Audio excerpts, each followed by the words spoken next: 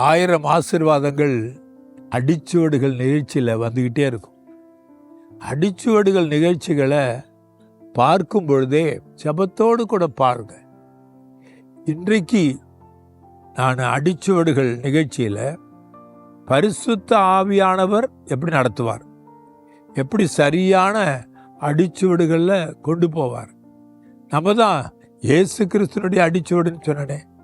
உங்களுக்கு தெரியுமா, நசரேயனாகிய இயேசுவை தேவன் பரிசுத்த ஆவியால் நிரப்பினதுனால தான் அவர் இந்த மனுஷனாக இருந்தாலும் பூமியில் நடந்து போகும்பொழுது பிசாசுகள் ஓடின, அசுத்த ஆவிகள்லாம் அழிந்தன, வியாதி உள்ளவங்கெல்லாம் சுகமானாங்க. அது மட்டுமல்ல, எல்லாருடைய பிரச்சனைகளிலிருந்து விடுதலையாக்கி சமாதானத்தை கொடுத்தார். ஆண்டவராகிய இயேசு இன்றைக்கு உங்களுக்கு அந்த அடிச்சுவடுகளை கொண்டு போகும்பொழுது தாம் பெற்ற பரிசுத்த ஆவியானவரை உங்களுக்கும் கொடுப்பார்.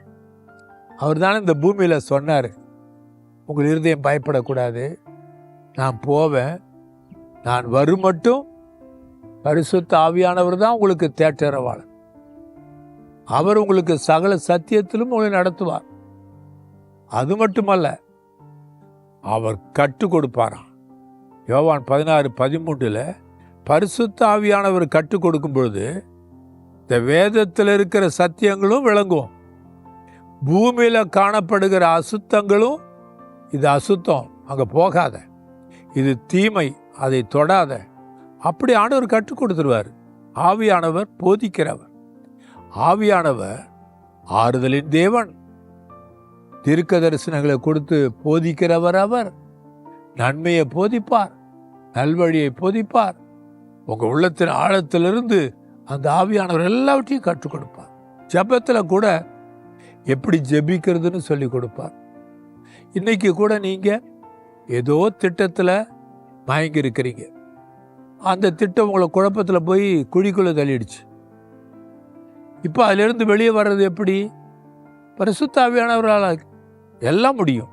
நீங்கள் கேளுங்களேன், ஆவியானவரே என்ன இந்த பிரச்சனையிலிருந்து விடுதலை கொடுங்க அப்படின்னு கேட்டுட்டீங்கன்னா, வேதம் சொல்லுது கர்த்தரே ஆவியானவர், கர்த்தருடைய ஆவி எங்கேயோ அங்கே விடுதலை உண்டு.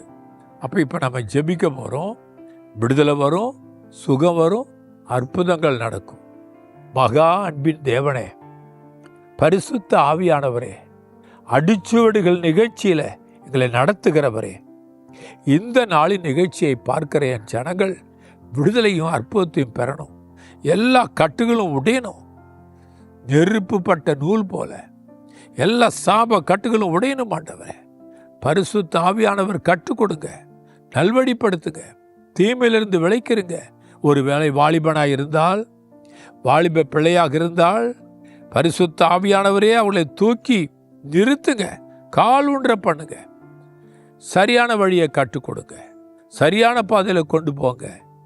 ஆண்டவரே, நீர் இவர்களை உயர்த்தும், இவருடைய தேவையெல்லாம் நீங்கள் சந்திங்க, இயேசுவின் நாமத்தினாலே. ஆமென், ஆமென். நீங்கள் பார்த்து கொண்டிருப்பது உங்கள் power of God TV, redefining power, reaching millions.